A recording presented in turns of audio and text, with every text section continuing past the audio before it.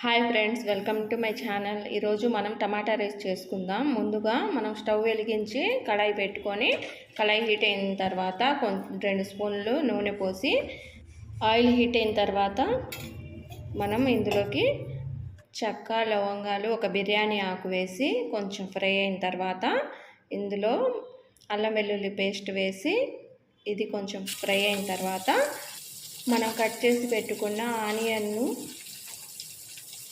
Green chilli వేసి కొంచెం fry అయిన తర్వాత ఇందులోకి కొంచెం పసుపు,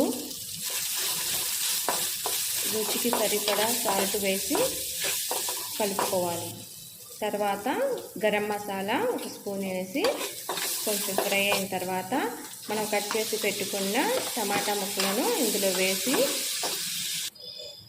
కొంచెం బాగా ఉడకనివ్వాలి. తర్వాత 1 స్పూన్ కారం వేసుకొని కలుపుకోవాలి. ఇలా కర్రీ దగ్గర పడిన తర్వాత మనం ఉడికించి పెట్టుకున్న రైస్ ఇందులో వేసి బాగా కలుపుకోవాలి. కొత్తిమీర వేసి కలుపుకుంటే ఎంతో రుచికరమైన టమాటా రైస్ రెడీ అయింది.